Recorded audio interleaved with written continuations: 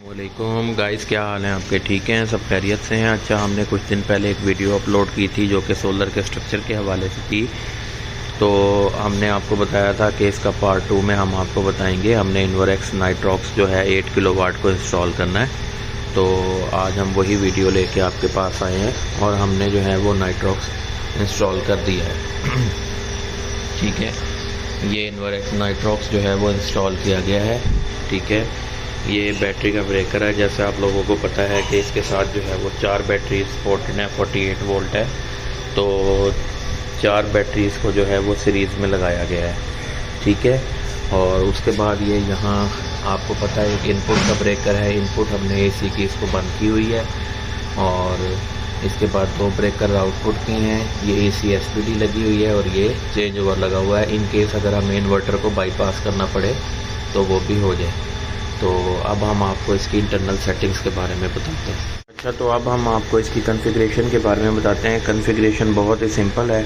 सबसे पहले आपने ये देखना है कि यहाँ पे लगा हुआ है इसका पीवी स्विच। यहाँ पे हम इसको पीवी की इनपुट देंगे। अभी हमारे पास पीवी की इनपुट अवेलेबल नहीं है, वो इंशाल्लाह आपको नेक्स्ट वीडियो में इसका रिव्यू देंगे।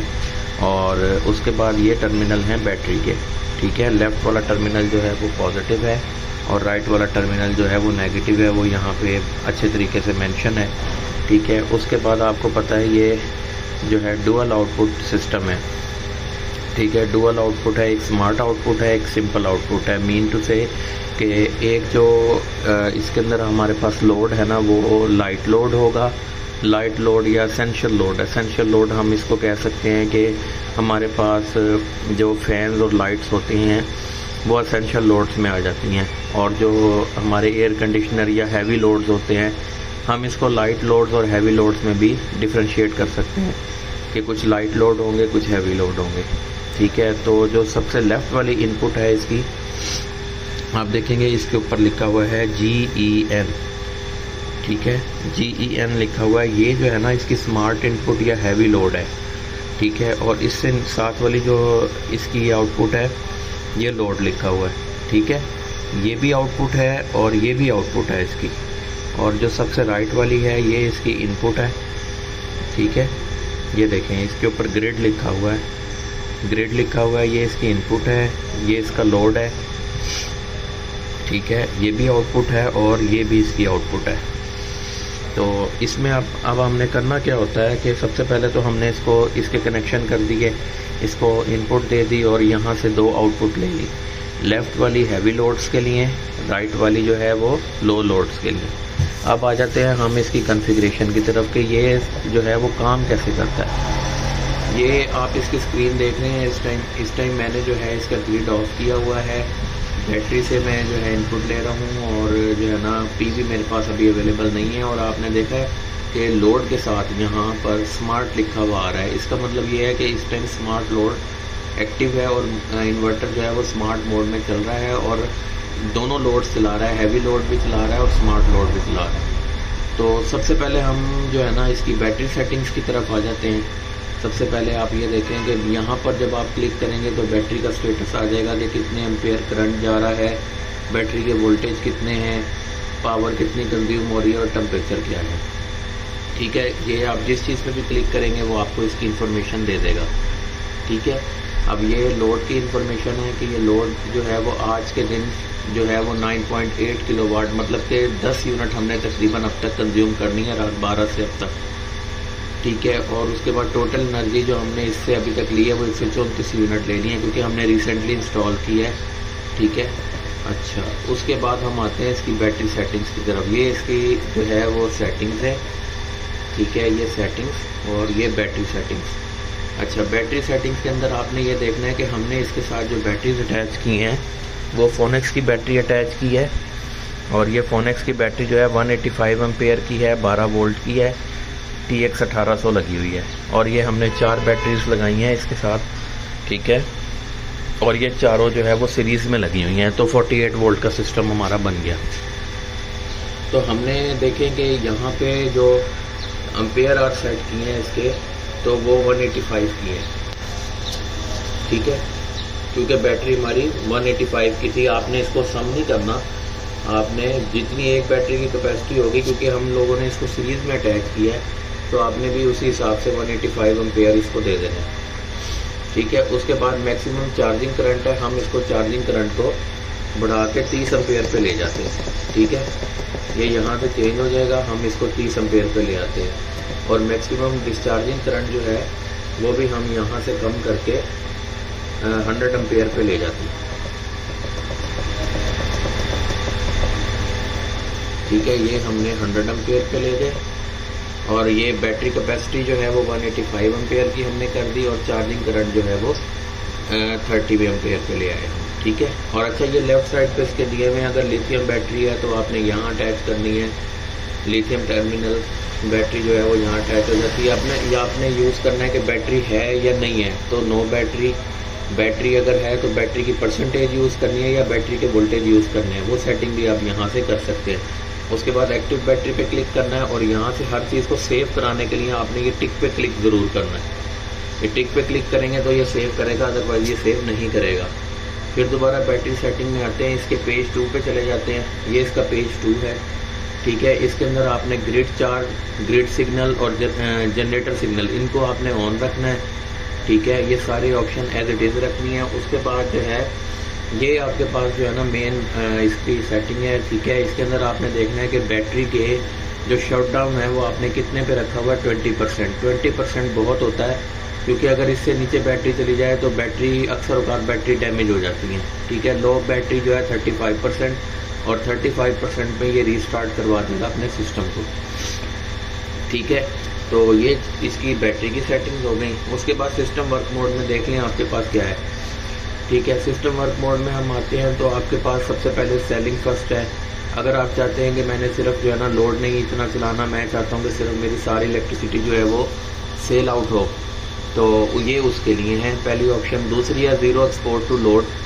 ठीक है, हमने अभी इसको ज़ीरो एक्सपोर्ट टू लोड किया हुआ है क्योंकि अभी हमारी नेट मीटरिंग स्टार्ट नहीं हुई और ना अभी नेट मीटर्स हमारे लगे हैं।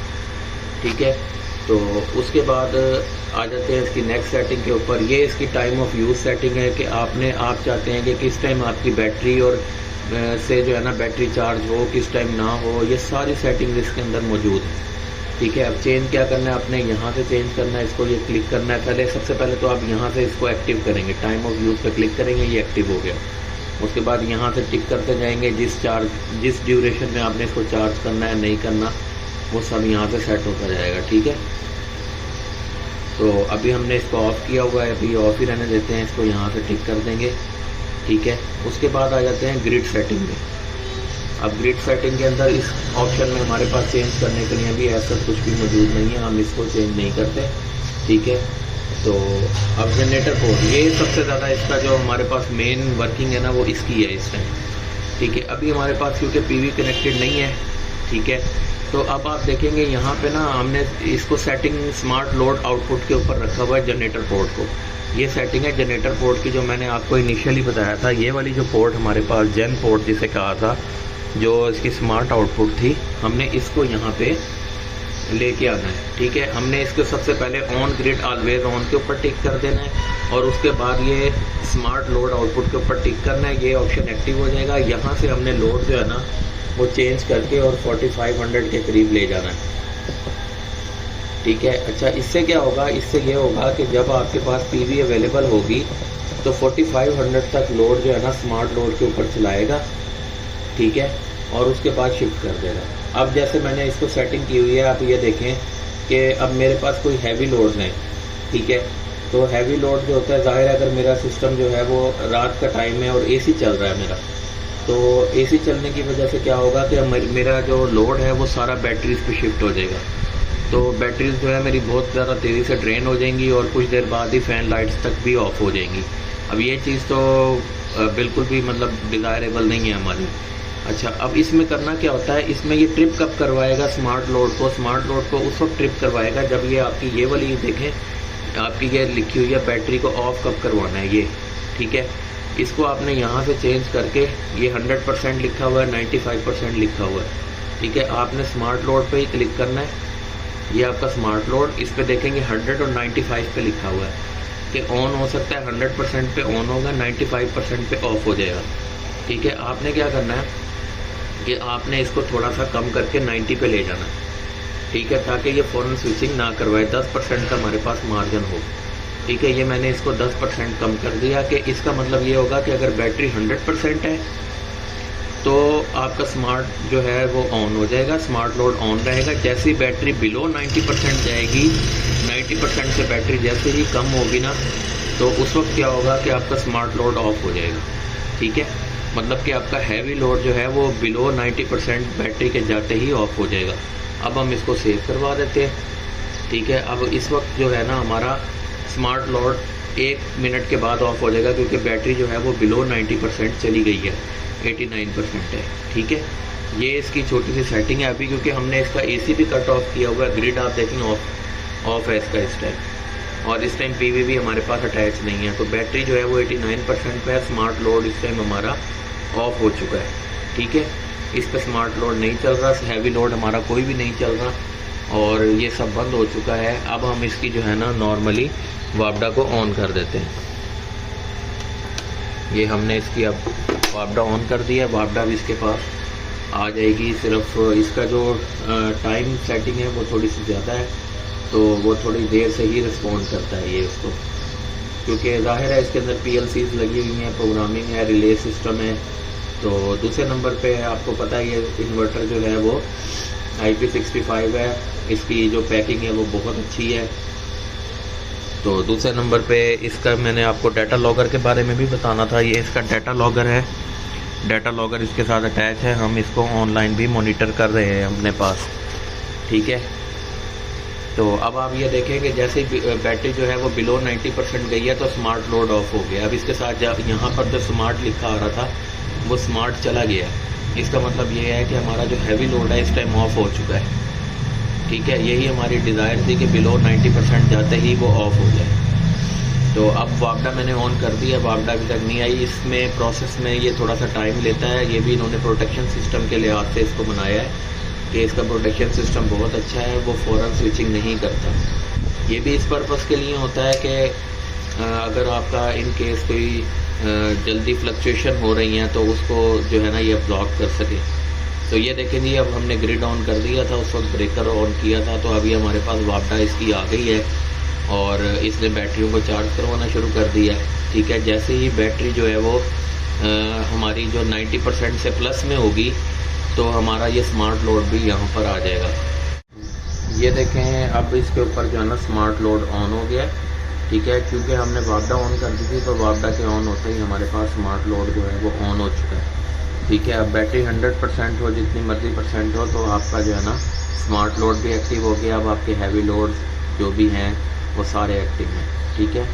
अब नेक्स्ट वीडियोस में हम इंशाल्लाह आपको बताएंगे इसके पीवी के बारे में, क्योंकि पीवी हमारी अटैच हो चुकी होगी उस वक्त, इसके प्रोटेक्शन सिस्टम के बारे में, और इसमें कितनी आपने वायर यूज़ करनी है, वायर की थिकनेस क्या होनी चाहिए, ये सब हम इंशाल्लाह आपको नेक्स्ट वीडियो में गाइड करेंगे। आप हमारी नेक्स्ट वीडियो का इंतज़ार कीजिएगा। अगर इसके अलावा भी किसी भाई को भी कोई भी क्यूरी हो इससे रिलेटेड, नाइट्रॉक्स की सेटिंग से रिलेटेड, तो आप हमसे कांटेक्ट कर सकते हैं। हमारा नंबर और कार्ड जो है वो डिस्क्रिप्शन में मौजूद है। थैंक यू, अल्लाह हाफिज़।